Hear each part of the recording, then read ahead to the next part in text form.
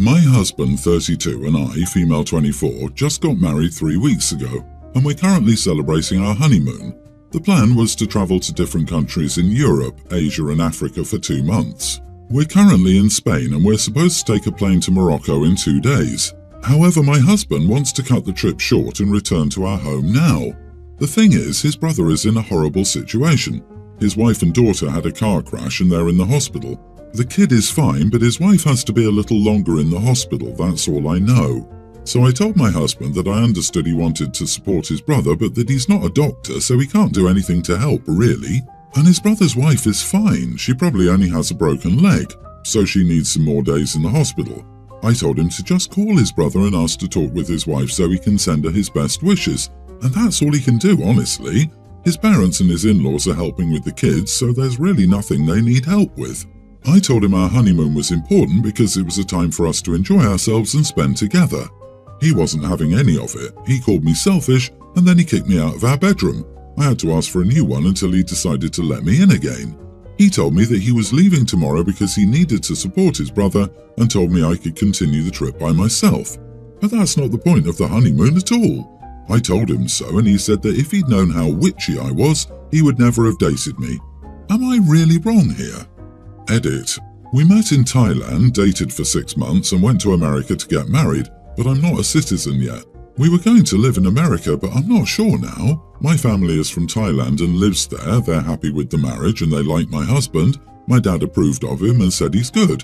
Sometimes my husband shares information with me, but sometimes he tells me I won't understand or I don't need to know. He's very private. He doesn't allow me in the room when he speaks to his family, so really I don't know anything other than what my husband told me. I can't ask his brother because I don't have his phone number. Girl, you went to the US on a tourist visa and got married. OP, do you have any evidence that your marriage is legal? Did you obtain a marriage license?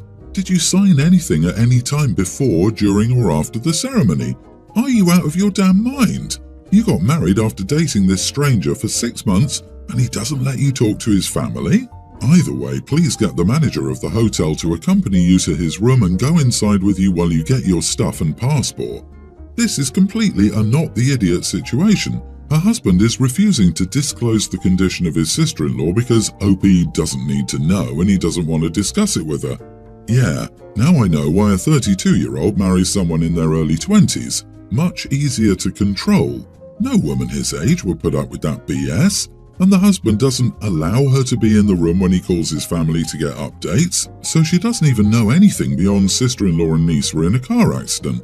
Unhinged behavior from this guy. OP's husband probably led OP and her family, Thais, to think he's a wealthy American, and in reality he doesn't have the money actually to have a 2-month-long honeymoon. Most likely he came up with a story on why they needed to return to the States and refused to let her communicate with anyone in his family or tell her what was wrong with sister-in-law. That was my thought. He's out of money.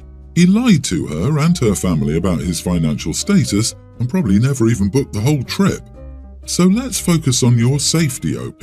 Do you have your passport and driver's license? If not, go to your country's embassy and consulate. Ask your hotel for help to get there if need be. Do you have your plane tickets, hotel reservation info, and transport info? If not, get them. Do you have access to a credit debit card in your name only? Do you have access to your financial accounts? You need this to get home.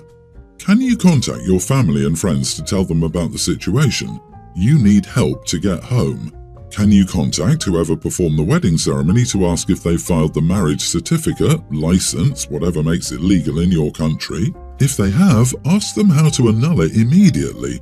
If not, and there are no legal documents, you dodged another bullet. Do not go back to this person. He is not healthy for you. I'm 48 years old, married but child-free by choice. It's something my wife and I agreed on early in our relationship. We both have pretty good jobs and can afford many expensive items and activities.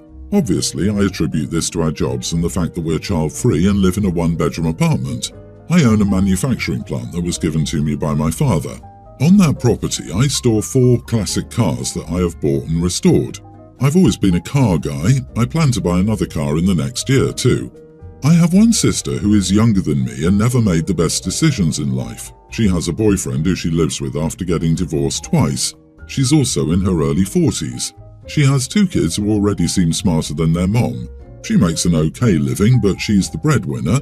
Her boyfriend, whom she lives with, spends most of his time smoking and playing Xbox.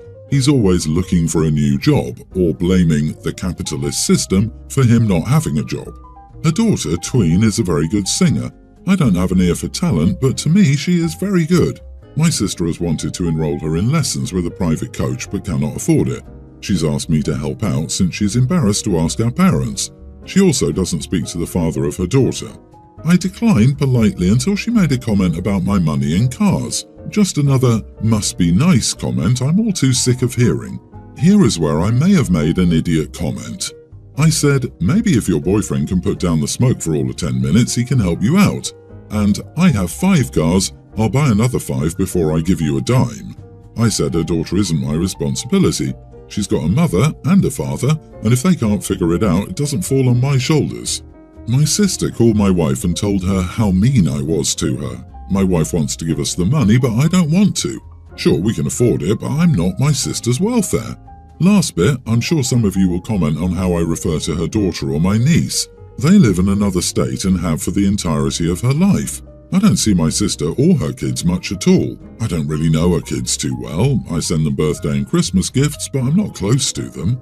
Edit, my sister could have had a stake in the business, but she didn't want to work there. I've worked for my dad all my life and learned the trade. She never did. She knew she wouldn't be getting anything with it, and she was okay with that. I've given financial support to her before. So it's been years of making snide and passive-aggressive comments by the sister, the same sister that is too ashamed or too chicken, or just maybe, has depleted the parents' money train because of her constant begging. Maybe she's made too many snippy comments to the parents too, and they finally had enough. Now, if she'd been nicer all these years, Opie probably wouldn't hesitate to help. Opie took on the family business. Opie has made it a continued success. Opie made personal choices that resulted in having a comfortable life. Nobody is obligated to help raise or fund their siblings' children. Sister has a habit of making not-so-smart life choices. That is not Opie's problem. Could Opie have been nicer, less insulting? Sure, but even the most patient people finally have enough, and that's what this sounds like. Not the idiot. This is a huge part. It wasn't a mistake not to learn the company business, it was a choice. One of my younger brothers got into the family business. It's worth a lot of money, but I will never see it as my parents giving him hundreds of thousands of dollars. He had to bust his butt dealing with my micromanaging father, losing all his weekends, late-night inventory, and being called in whenever they were short-handed. They didn't give him anything. He busted his butt for it. It takes work to take over a business. So many times things come crashing down when things are passed down. Hope he earned it if things are still running well.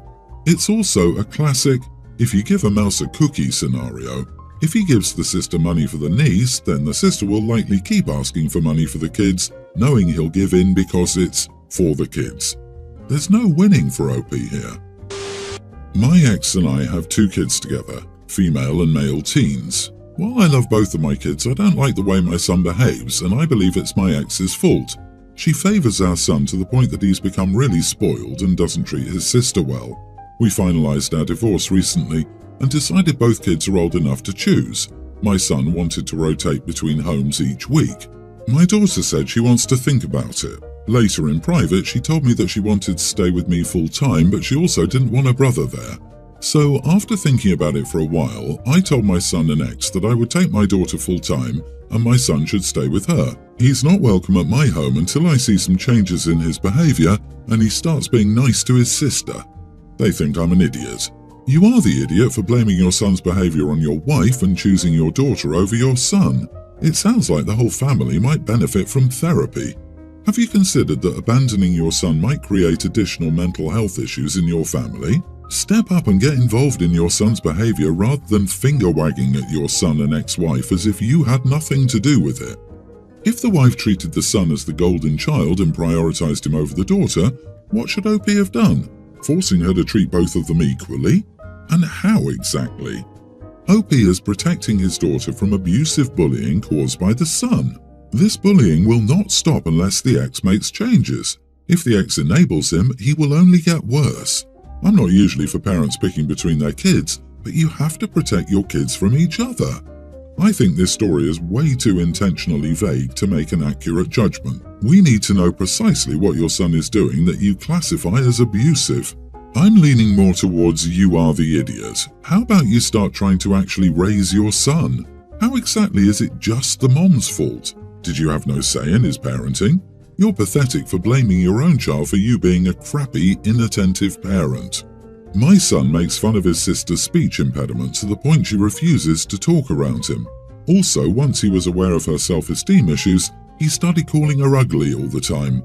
Also, my son doesn't have a single chore to do at home, and if I give him one, my ex will do it instead.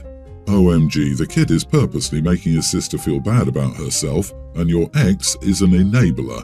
You are not the idiot for protecting your daughter.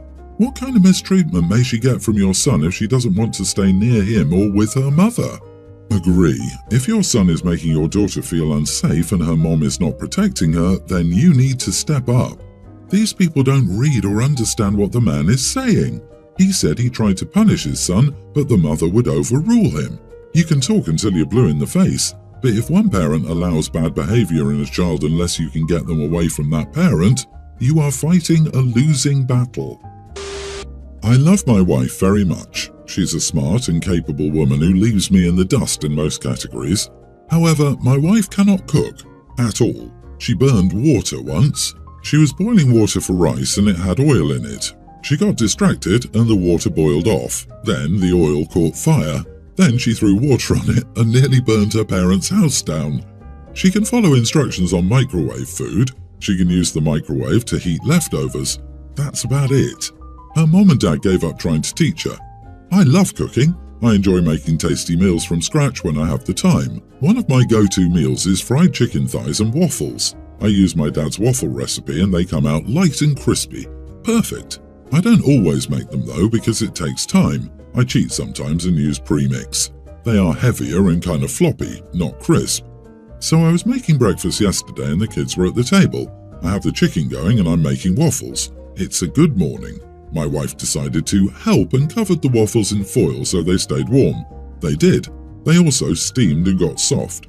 So I finished making myself a waffle, served my food and left the kitchen. She can finish everything off. She does this constantly. I'll be making steaks and I'm resting them and she throws them back on the grill to keep warm. I'll have the chicken fully cooked and tender and she'll turn up the heat and dry it out, just to make sure. I am sure. She approached me yesterday for the 50th time and asked why I always walk away when she tries to help. I explained for the 50th time that I enjoy making good food and that her help is almost universally detrimental to the meal I'm trying to make. She thinks I'm an idiot for caring so much about how food feels and tastes. She can do whatever she wants when it's her turn to cook. Am I the idiot? Not the idiot. How many times should you explain that food is meant to be a certain way? I'm not a cook, but I think she would drive me crazy. Too many hands in the kitchen winds up making the chef angry. Let's be clear, she's not trying to help, she's just interfering. If she legitimately wanted to help, she would come into the kitchen when you're cooking and say, "How can I help?" and listen to your responses and follow through. But she doesn't want to be helpful, she wants to control some aspect of what you're doing. So she interferes with your process, every single time, even if it literally means making the food significantly less tasty. And then she defends herself with the ridiculous argument that you shouldn't care how food tastes, which is about as illogical as it gets. Gently, I would suggest that your wife needs therapy to figure out why she can't just ask you how she can be helpful, but rather needs to interfere anytime you try to cook. Is she jealous that you're a better cook? Does she have control issues in general? Because something is going on here. I, female 23, recently went on a camping trip with 3 other friends, my guy friend Theo and 2 others, a guy and a girl. At first, I shared a tent with my female friend, but after a few days she and the other guy decided they wanted to share one instead, so Theo and I ended up sharing a tent. I was okay with this and he seemed fine too, but when the time actually came and we went to bed, he seemed really uncomfortable and tense. He kept tossing and turning and trying to make conversation, which was terribly awkward. At one point, I told him that I'd like to fall asleep now and he said okay, but he kept fidgeting and I was so tired from the day, so it was just annoying.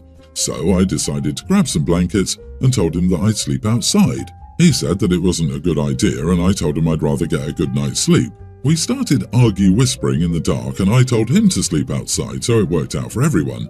He was unhappy with this and told me I couldn't just kick him out. I told him I'd do it, but he didn't want this either. At this point, I was truly fed up and I asked him to offer solutions. He ultimately went to sleep outside. In the morning, I woke up and he was in the tent with me, but grumbled that he just came in the morning.